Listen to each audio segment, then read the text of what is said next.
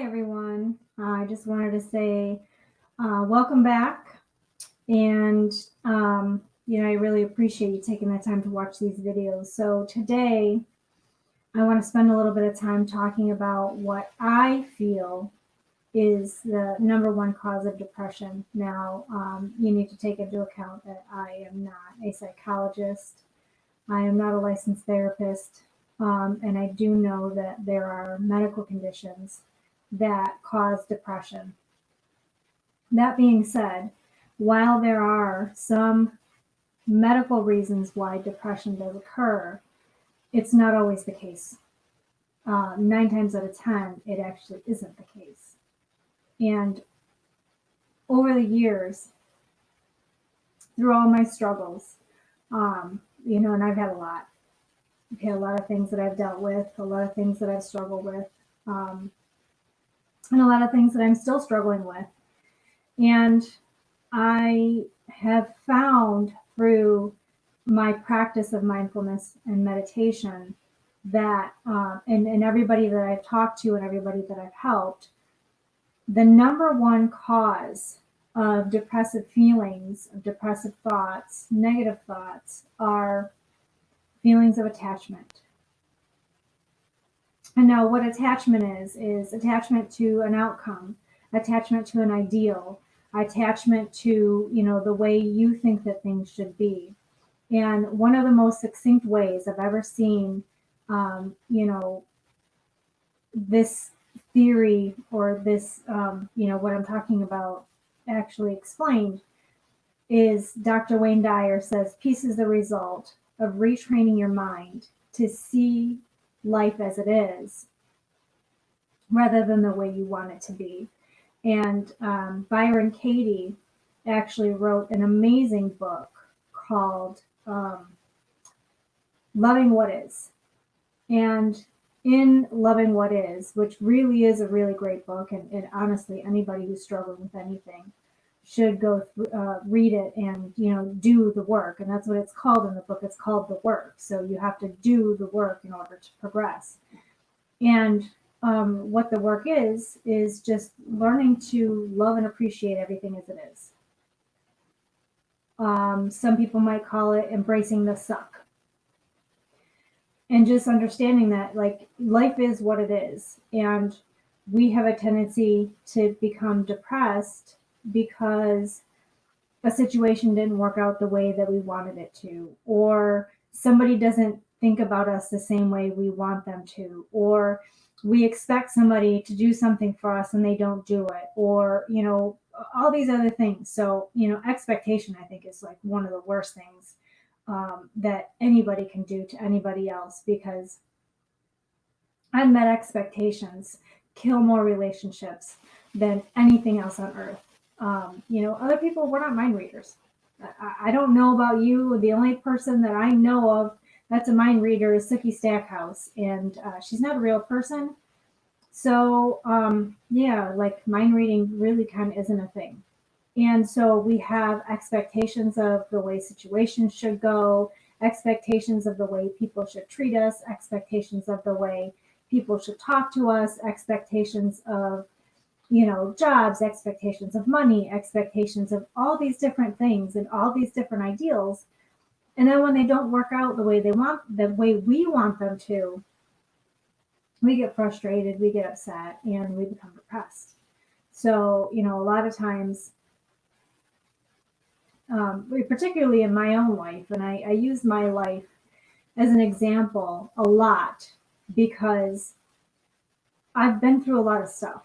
And I like to talk about my own experiences and how I've overcome my own experiences in order to help other people who might be experiencing similar things to what I was, in a way that might be able to help them overcome, whatever it is that they're going through. So in my own experience, so, I'm married. My husband and I have been together for, it'll be 19 years this year. And, I have expectations. We have a really great relationship. We talk about everything. But sometimes there's things like in my head that I think like, okay, I'm going to come home today and he should have done the dishes or, done whatever, pick this up or pick that up or, done the laundry or whatever. And then when I get home and it's not done, I'm either furious that it isn't done or I'm upset because I'm like, that was inconsiderate, that's rude, I can't believe he just sat there and he didn't do that. And all the while, all this is going on in my head, he has no idea, absolutely no idea that all of this is going in my head. And so in my head, I'm either pissed off at him or I'm really upset with him. And then he comes and says, "Hey, how you doing? How was your day? Whatever." And then I lash out at him and he's like, "Whoa, whoa, what happened to you?" And so like these kinds of things are they're what we do. We do this to ourselves. But the interesting thing is that we don't realize that we're doing this to ourselves.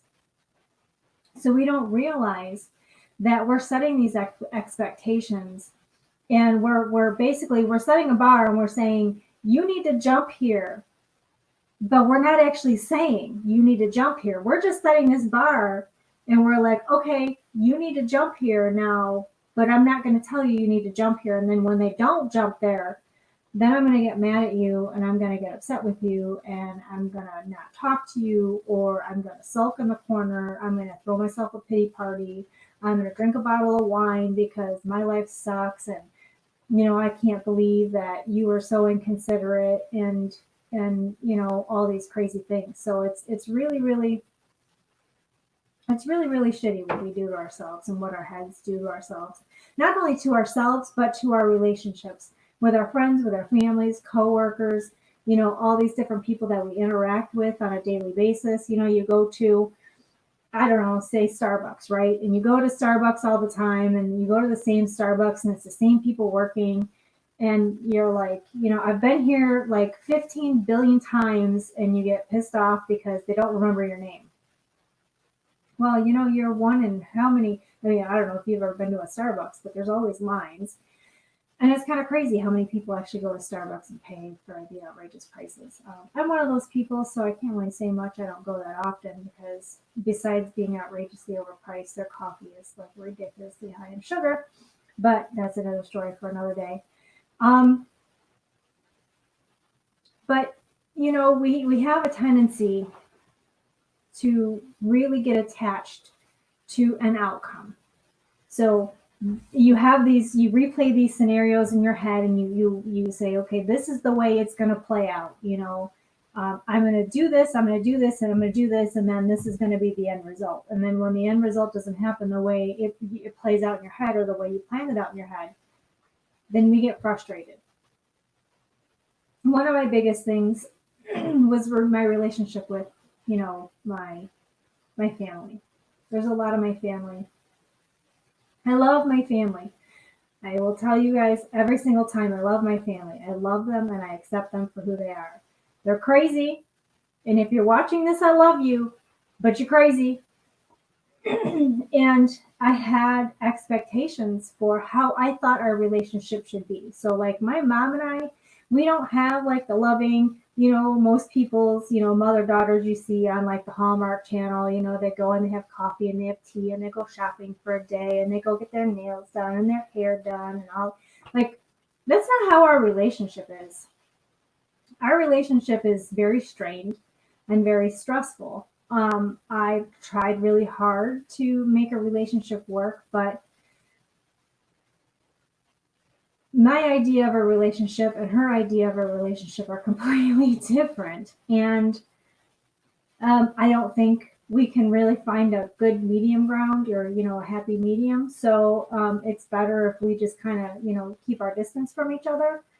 Again, I love my family, but, sometimes you need to understand that, some things aren't going to work out the way you want them to in your head. I was telling somebody today about a relationship with somebody in my life that I kept trying and trying and trying and trying for years and years and years. And I would, I'm a recovered people pleaser. Sometimes I still find myself doing it, and I don't know why. Well, I shouldn't say I don't know why. I do know why. But anyway, I still find myself doing it on occasion. But this one person, I just like kept trying to impress and get her to like me, and like I'm a really good person, and get her to understand that I'm a good person and to accept me. Basically, I was trying to do everything I could to get her to accept me, and she just like she wouldn't really. Like she expected me to be somebody that I'm not. I am not her religion, and I don't believe a lot of the same things that she does. Now, what she does and what she believes is her own like business. You can do whatever you want as long as you're happy with your life. I'm fine, whatever. But because I'm not the same, and because I didn't have a lot of the same ideals, I believe that she just wouldn't accept me, and I kept trying and trying and trying, and I couldn't figure out what I was doing wrong. What am I doing wrong? And I kept like beating myself up over this and making myself super depressed because nothing I did was making her happy. And not only was nothing I did making her happy, she still didn't really like me. And it just made me super depressed. And I've done this to myself a number of times over the years. Like, I don't know what I'm doing wrong. I don't know, like, I find myself bending over backwards and doing everything that I can to try and make everybody happy. And when people don't like me because I don't know, I can't figure out what it is that they want to make them like me, then I get really, really upset, and I'm like, I don't understand, and there's something wrong with me. What's wrong with me? Why don't people like me? And I finally just had to come to the realization that I needed to just stop expecting them to have a relationship that I had in my head. Like I had this idea in my head of how the relationship should be. And when it wouldn't work out the way I wanted it to be, then I just got really, really frustrated, and I got really, really upset, and I would end up really, really depressed. The last time, I've talked about it before, in some of my other videos, but I've battled like severe depression, seriously severe depression, to the point of being suicidal. And the last time that happened was just 5 years ago. And everybody looks at me and they think that my life is perfect and that I'm happy and that everything is great. And it had to do with my relationship with my husband. Like, I had these expectations, very specific expectations. And I'm not the type of person now that I know about expectations and what they do to relationships to be like, okay, I'm going to have this expectation in my head. I'm not going to tell you about it. No, I told him, look, this is what I expect from you. These are very specific circumstances. When A, B, and C happens, I expect D. And that's it. A, B, C equals D. Okay, you would think that it would be plain and clear. But the problem was my A, B, and C isn't the same as his A, B, and C. So when A, B, and C would happen and I didn't get D, I would flip out and be like, I don't understand what's going on. What is wrong with you? Why don't you love me? Why, do you hate me so much? Why is this happening? And, I just got super, super depressed. I mean, super, super depressed. And I felt suicidal. It was a really, really dark time for me. And we had a very, very turbulent few months, but through a lot of talking and a lot of work and a lot of very serious miscommunications, we ended up being able to figure out a way that we could communicate where we both kind of understood what each other was talking about. Because even if you tell somebody, this is what I expect from you, so you can tell, like, so your kids, right? You tell your kids, I expect you to, I don't know, make your beds. I expect you to do the dishes. I expect you to do your laundry. And you don't tell them, I expect you to do it now, like drop everything and go and do it. And then when they don't do it, like right now, you get frustrated and upset. You have to tell them this is what I expect you to do, and then give them a reasonable time frame to do it in. So this is one of the things that used to irritate me about my husband. And if you're watching, I'm so sorry, but I just, it's me. These are my issues. So I'm talking about how I solve my issues with myself. I would say, hey, can you, like, I'm short, I'm 5 feet tall, he's over 6 feet. So, like, it's easier for me to ask him to grab something from a top shelf than it is for me to go into the closet, pull out a thing, and then get the stool out from behind the thing, set the stool up. So it's a huge thing. And I could just say, hey, can you go and, get this thing off the shelf or whatever? And I say, hey, can you get this? If I don't say right this minute, and he doesn't do it, I get angry.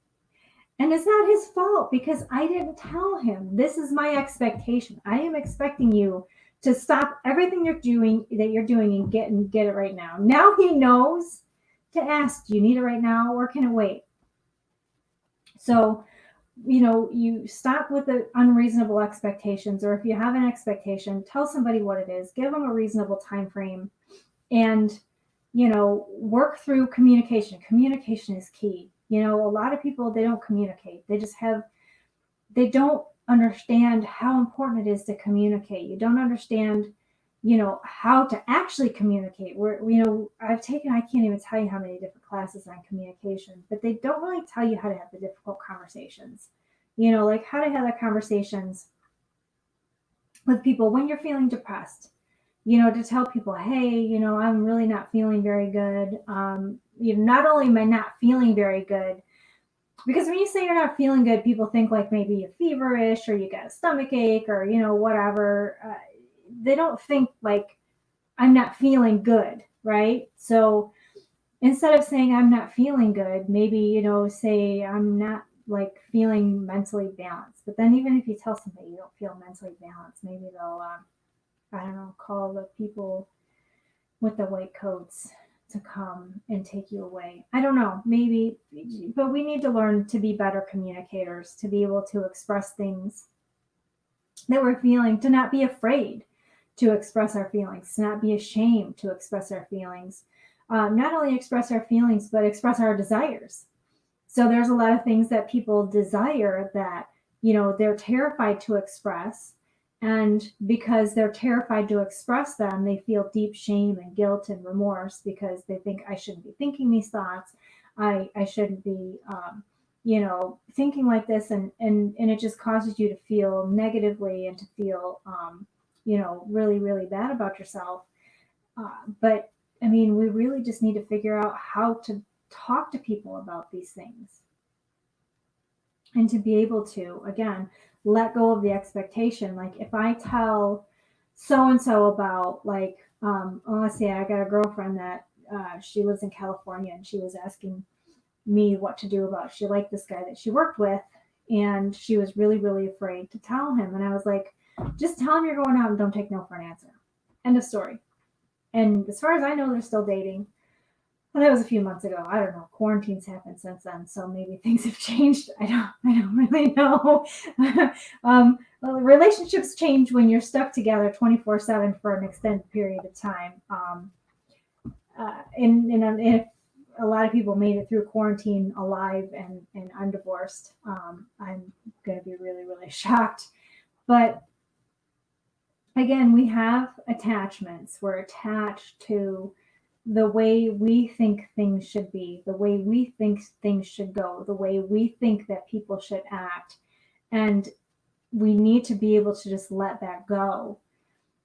I know when I say we need to just let it go, I make it sound really easy. It's not. It's not by any means easy. None of the stuff that I talk about in these videos is easy.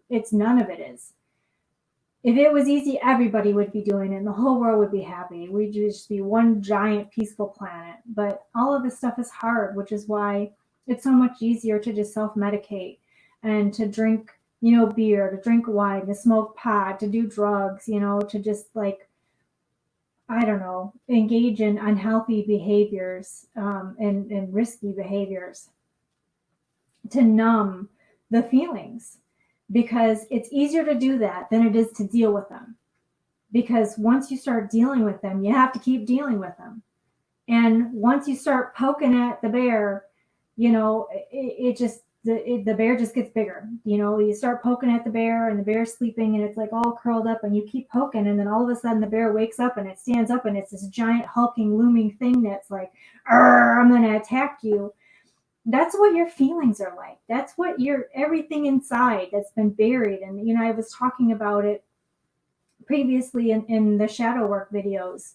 Like, these things are all things that are buried inside of us, and we have to learn to be able to just let go of a lot of this stuff. And that's like one of the key things, is just learning to let go.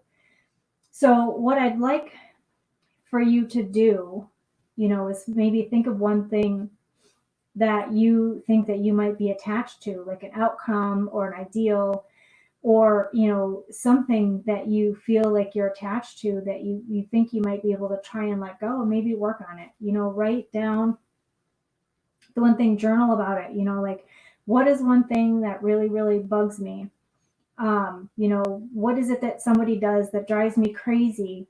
That because if you're doing that, like, it drives you crazy, and then it makes you sad because you talk to them and they don't listen to you, or you would like to talk to them but you're afraid that you're going to make them upset.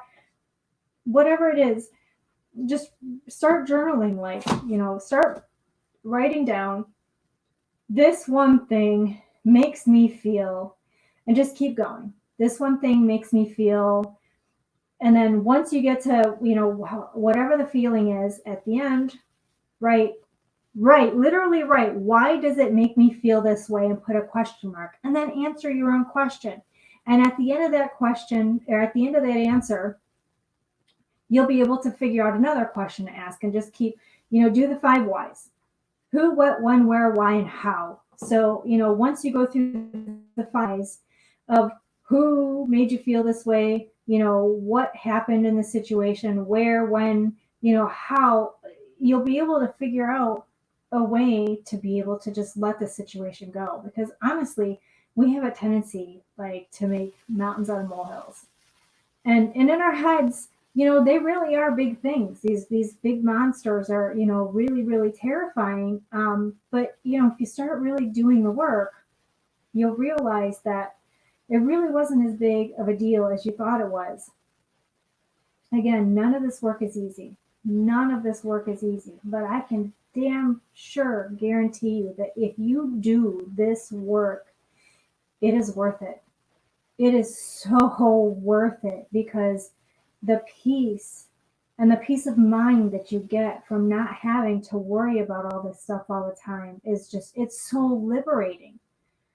And cutting dead weight out of your life, relationships that aren't working, relationships that are toxic, people that are toxic, just cut them out of your life.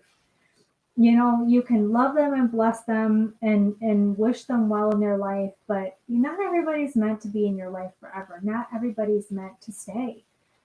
And so, we keep holding on to these ideals of what, these relationships should be. And when they don't turn out the way that we want them to, we get upset. So, sometimes you need to understand when to cut your losses and just move on.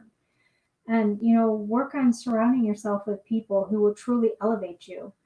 You are the sum total of the people that, you spend your time with. And, you don't want to spend your time with people who are just constantly dragging you down, who are going to keep pushing you down and stepping on you. You want to spend your time with people who are going to lift you up and raise you up to the light and make you feel good about yourself and feel good about your life. So that's really all I have to share for this week. So I've mentioned before, but I'll mention it again. I do have a free Facebook group that I do, free group coaching every week. So, if there's anything that you're struggling with that you can't really figure out how to, resolve the issue, or a person that you're having a difficulty with, we'd love to have you come and share with us. I'll put a link to the Facebook group in this video in the description here.